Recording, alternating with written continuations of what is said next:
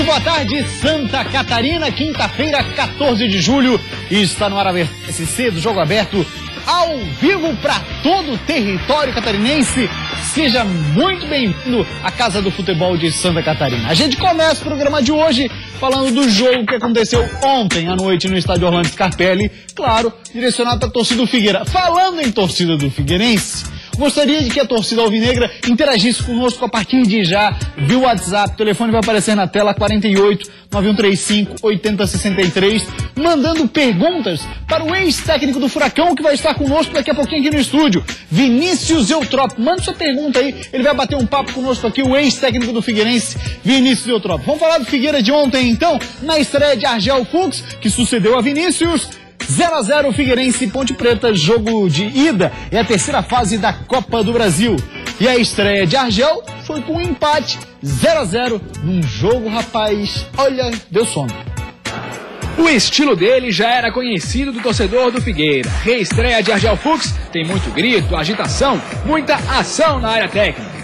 Pois é, mas toda essa energia de Argel Fux não foi traduzida por seus jogadores dentro do gramado. Do outro lado, a Ponte Preta também não estava numa noite inspirada. Resumo da ópera, um jogo duro de assistir. Mesmo jogando fora de casa, foi a Ponte que começou se impondo, jogando no campo de ataque. Mas mesmo que Rainer se esforçasse para dar cansaço na defesa alvinegra, não fez nada que trouxesse perigo ao gol defendido por Thiago Rodrigues. Quando o Figueira chegou pela primeira vez, Rafael Moura estava impedido. Aí começou o festival da ligação direta. Tentativas de lançamentos longos que não davam certo. Nesse aí, o torcedor chegou a levantar, mas também não deu em nada. Um dos únicos chutes a gol foi de Dodô, e o primeiro tempo ficou nisso. No primeiro minuto do segundo tempo, parecia que o clima do jogo ia esquentar. Bola na área, desvio de Dodô, e os jogadores do Figueira pediram um toque de mão da zaga da Macaca. Como o juiz mandou seguir, a Ponte encaixou um bom contra-ataque. Só que o outro lance trouxe o torcedor de volta à realidade. O jogo continuaria morno.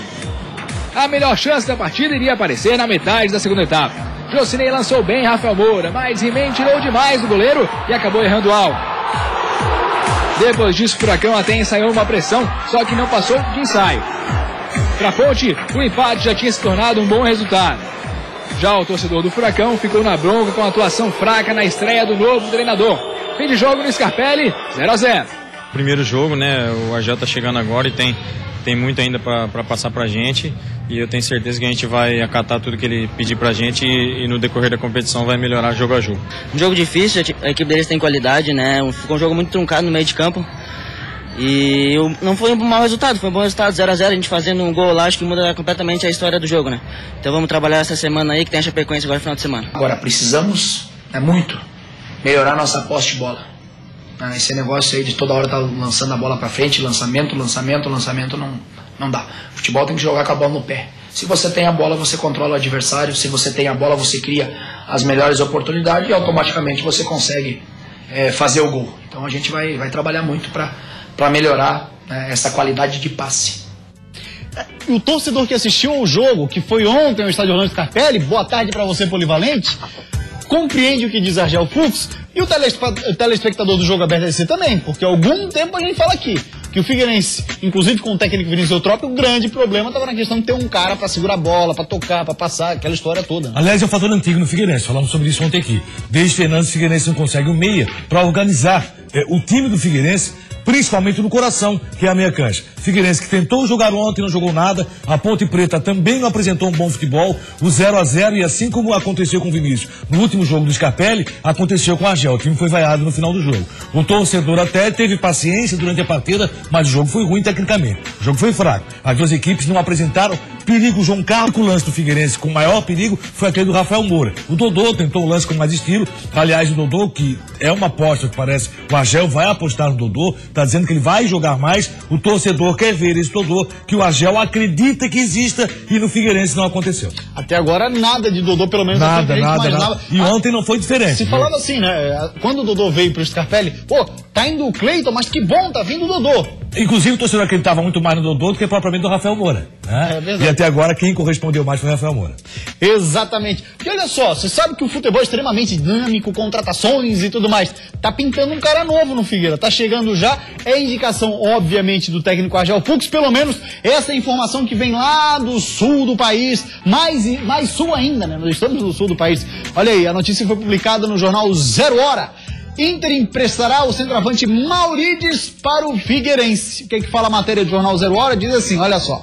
Argel foi apresentado no Figueirense nesta semana e já indicou um de seus ex-comandados do Inter para o comando. Para o comando? Deve ser para o comando de ataque, né? O centroavante Maurides, que retornou de empréstimo do Arouca, time de Portugal, onde estava o Maurides, nem chegou a jogar em sua volta ao Colorado e já deve deixar o time mais uma vez. O clube catarinense finaliza essa negociação de empréstimo. Para quem não conhece o Maurides, ou pelo menos para quem acompanha o futebol diariamente, Polivalente, sabe de quem que é essa comemoração aqui, que ficou conhecida pelo Maurides.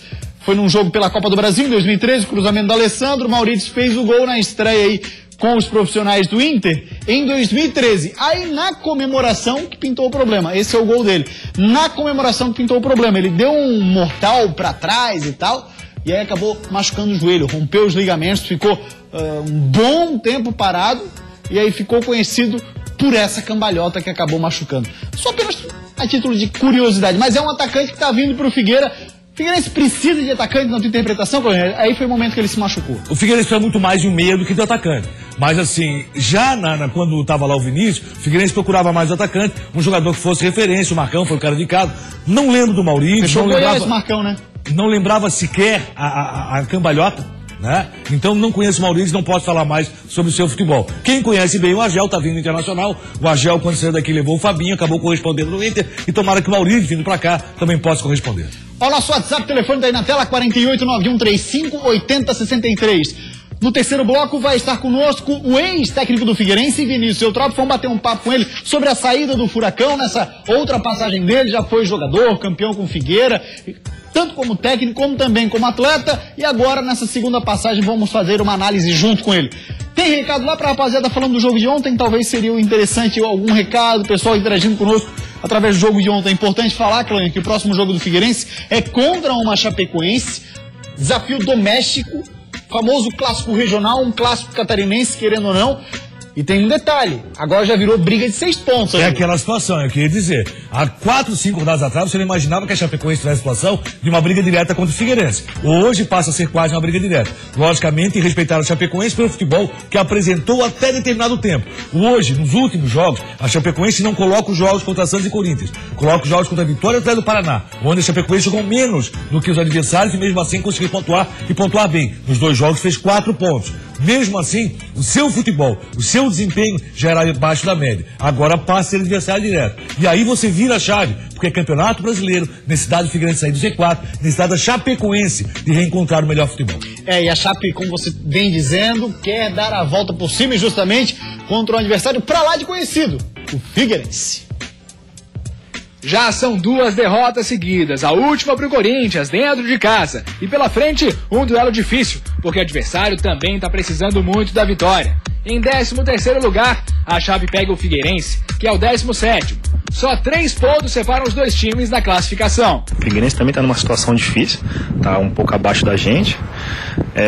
Na teoria a gente está 3 pontos da zona de rebaixamento, mas com muitos times entre nós e a zona. Mas não temos que pensar dessa maneira, temos grandes objetivos na competição. Nosso pensamento nunca foi a zona de rebaixamento, então a gente tem que somar pontos para se afastar dela o mais rápido possível. E Sérgio Manuel pode ser o cara para fazer a diferença na partida de domingo. No primeiro treino tático de preparação para o jogo, ele apareceu no time titular e na posição de origem, meio campo.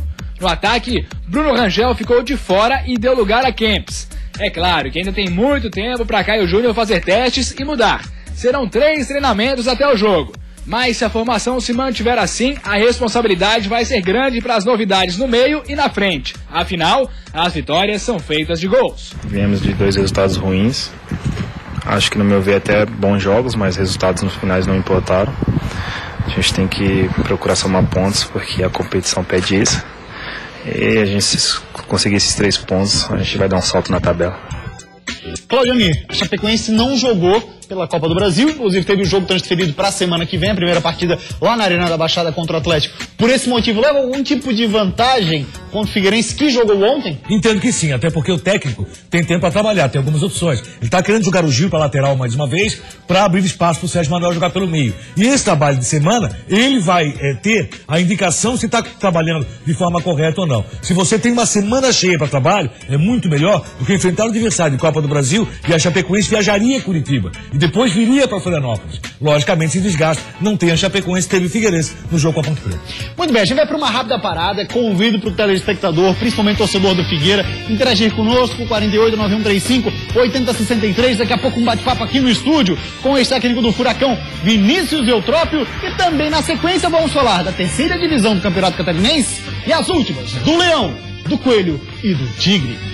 Maga e Santa Catarina, tudo indicava que teríamos um grande jogo pela terceirona do Catarinense. O Criciúma segue trabalhando para voltar ao G4. A gente sabe que se a gente ganhar vai aproximar deles. Silas, e uma dúvida, quem vai substituir o William contra o Oeste? Isso é Jogo Aberto SC!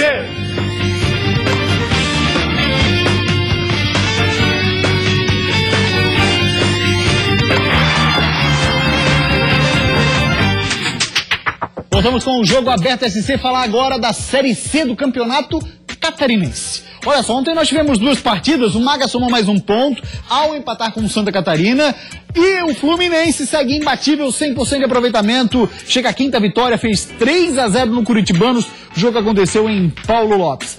Vamos ver então esse segundo ponto conquistado pelo Maga, porque com esse resultado o Maga não é mais lanterna da terceirona. Maga e Santa Catarina, tudo indicava que teríamos um grande jogo pela terceirona do Catarinense. E logo no primeiro gol da partida isso ficou claro. Cobrança de falta na área, a zaga afastou mal. O goleirão Madison saiu, mas não saiu. E no fim, gol do Lucas, 1-0 pro Santa Catarina. Mas o Maga foi valente e tentou a reação em seguida. Pena que o chute passou um pouco longe da trave. O treinador parece ter gostado do chute, viu? Olha a cara dele.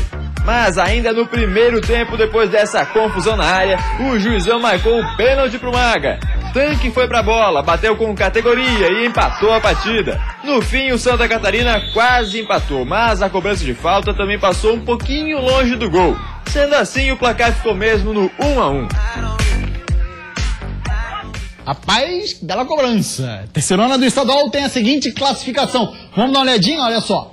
Temos na liderança o Fluminense, 15 pontos em 5 jogos, 100% de aproveitamento. Depois tem o Itajaí, lembrando aí que além de Itajaí temos o Curitibanos na terceira posição, depois em Bituba, o Maga não é mais o Lanterna, a Lanterninha está agora com o Santa Catarina. Fala agora dos nossos representantes na Série B do campeonato. Rapidinho só isso, Claudio Ni. Ontem, bancas de aposta quebraram, né? Porque quem apostava que o Maga perderia mais uma... Rapaz, conseguiram achar um time pior que o Maga no campeonato da terceira divisão. Agora tem detalhe, sabe o que é que tem no Fluminense, né? Rafael Granite. Rafael Granite de volta ao futebol catarinense. Primeiro colocar a terceira divisão. É uma figura, Rafael. Ah, é demais. O Santa Ventura tem boas histórias dele. É uma figura. Vamos nessa então. Falar agora dos times nossos que disputam a Série B do Campeonato Brasileiro. Marquinhos Santos, por enquanto nada, né? Não acredito que vá pro jogo. Também acho que não. E o pessoal tá lá na torcida pra chegar logo sexta-feira, porque tá um tempão parado o Leão também, né? Tá um tempão sem jogar pelo menos, né? Mas assim, o Avaí, que abriu aquela última rodada, tá vendo uma sequência de rodada interessante. Os resultados estão favorecendo uma boa posição pro Avaí caso vença o Oeste. E essa ansiedade termina amanhã porque joga com o Oeste na ressacada. Folga é boa, mas jogador de futebol gosta mesmo é de jogar bola. Por isso tá todo mundo querendo que o jogo contra o Oeste chegue de uma vez. Descanso é importante, mas a gente sempre quer jogar, né? Treinar é bom, mas o melhor é jogar. Nessa de querer jogar, o Diego Jardel foge daquela pergunta sobre quem é o melhor substituto pro William, que tá suspenso pro próximo jogo. Desde que eu esteja jogando, não tem problema nenhum. Mas quem vai jogar mesmo, isso só o Silas pode dizer. O que todo mundo sabe é como joga o adversário do Avaí. O Oeste do técnico Fernando Diniz fica sempre com a bola e troca muitos passes durante o jogo. Por isso, tanto os torcedores quanto os jogadores do Avaí vão ter que ter muita paciência durante o jogo de amanhã. A gente já vem trabalhando isso aí durante a semana para diminuir o quanto mais essa posse de bola deles. e em cima disso a gente jogar, fazer com que eles corram atrás da gente. E no Criciúma, hein? Quem será que vai substituir ao bom lateral Ezequiel? A resposta aqui, ó. O Criciúma segue trabalhando para voltar ao G4. Uma das novidades na equipe de Roberto Cavalo pode ser a presença de Alex Maranhão, que foi testado na vaga de Juninho. Outra mudança é na lateral direita. Se o Ezequiel, negociado com o Cruzeiro, já é passado, Lucas Taylor é o presente. O lateral deve ser titular contra o Ceará, sábado, na Arena Castelão. Acho que vai ser um jogo de alto nível. O Ceará está no G4, 4 pontos da gente. A gente sabe que se a gente ganhar vai aproximar dele. Se a gente perder, vão abrir uma boa vantagem. Acho que a gente não pode deixar isso acontecer. A gente tem que voltar pelo menos com o empate de lá.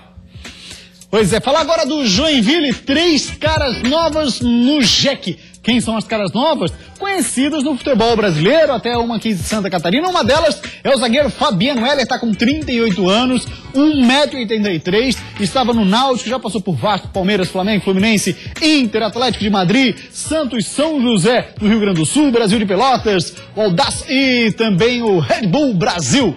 Virando a página, temos mais um cara aí, o Fernandinho, lateral direito, também conhecido aqui do futebol catarinense. Olha lá, o Fernandinho tem 35 anos. Olha, tá com 35, Fernandinho, só cara de menino, né? Lateral em 72, Ceará, e aí, além do Ceará, esteve no Vitória, Joinville, Paraná, Caxias, Criciúma, Vasco, Cruzeiro, Atlético Mineiro, Paraná, São Caetano e Fortaleza, além do Vovozão. Outro contratado é um meio-campista, esse Bruno Ribeiro, que vai aparecer aí a foto do moço já já. Olha lá, Bruno Ribeiro, 33 anos, é meia, 1,72, estava no Juventude de Caxias do Sul. Além de Juventude, Marília, Palmeiras, Figueira, Grêmio, Barueri, Linense, 13, Matonense e Grêmio Prudente, além do time da Serra Gaúcha. Cláudio Nir Miranda, essas contratações do Joinville, alguma delas por acaso surpreendeu, hein? Negativamente a Fabiano Heller, até porque acho que não vai contribuir tanto assim para o time do Joinville. Já não vinha jogando Náutico. E em contrapartida, Bruno Aguiar pode estar deixando o JEC indo para o futebol asiático. E tem um detalhe, viu? O Fabiano Heller e o Bruno Ribeiro, que é o meia, esses dois aí já viajam com a delegação para o próximo jogo contra o Bragantino. O Fernandinho só deve ficar disponível a partir do próximo jogo na terça-feira. Pois bem, olha só, a gente vai para uma rápida parada. Depois do intervalo tem muito mais coisa para a gente discutir por aqui. Já está em nossos estúdios o ex-técnico do Figueirense, Vinícius Eutrópio, vai bater um papo conosco. Você, torcedor do Figueirense, a gente sabe lá, tá bombando já, mas continue mandando suas perguntas via WhatsApp 48 9135 8063. Rápida parada e a gente volta já já.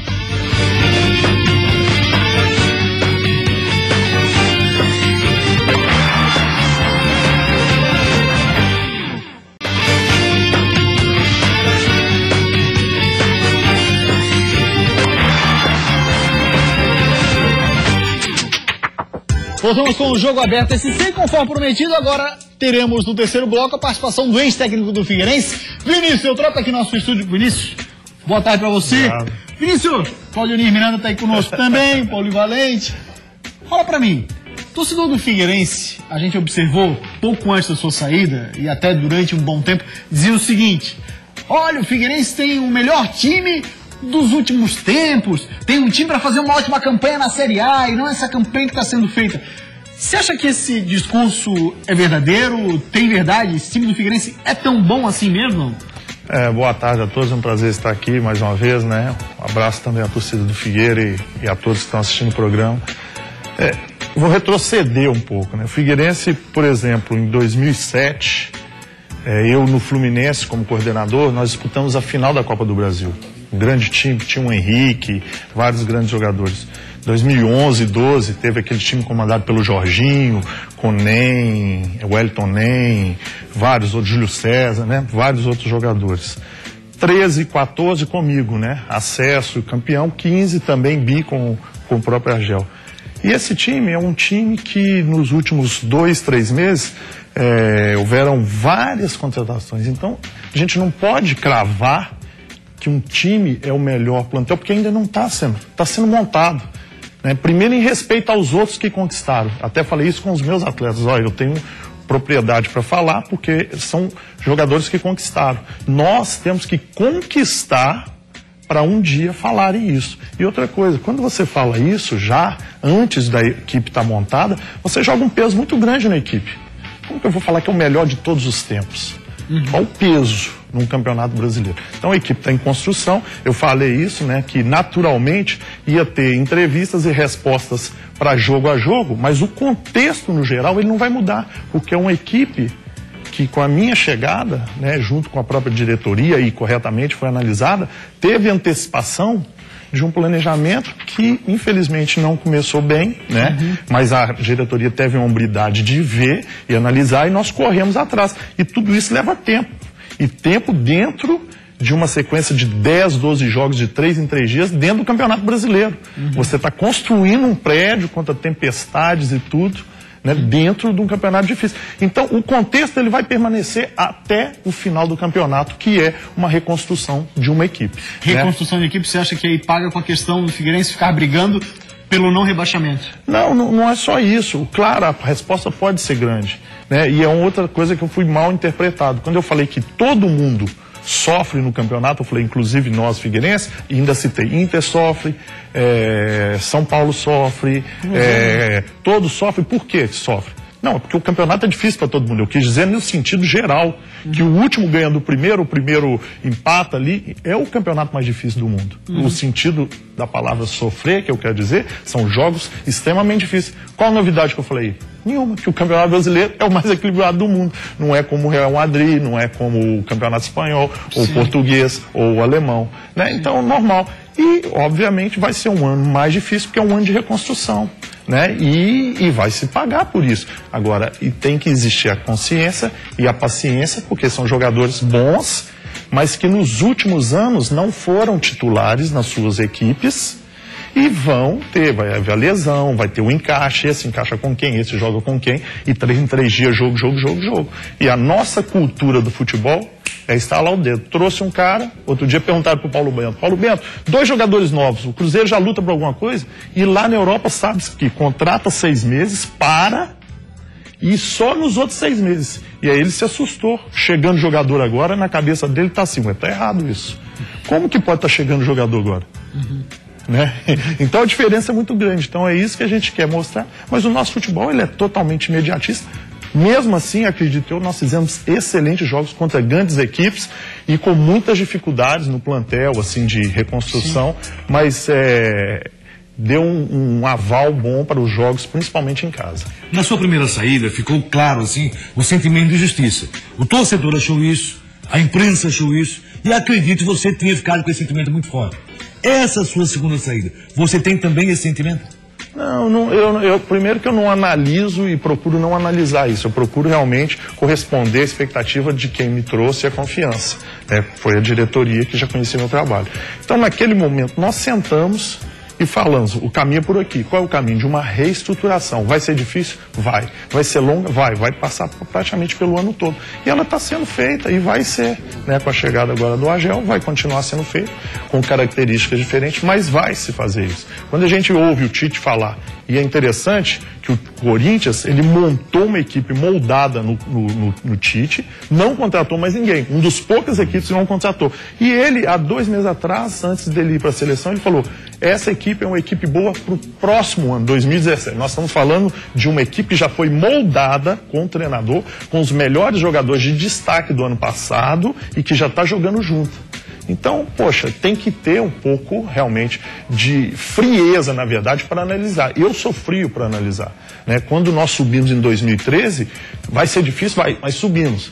Em 2014, 60% do elenco mudado, muito difícil, mas somos campeões. E quando eu falo a coisa com frieza, isso não quer dizer que eu estou jogando toalha. Pelo contrário, existe uma motivação toda atrás disso, claro, internamente para os jogadores, para haver atuações como a gente estava tendo, atuações como o Atlético Mineiro, um excelente jogo, com 105, 6 titulares, sem um jogador fixo. Não foi problema para você o time jogar só 45 minutos?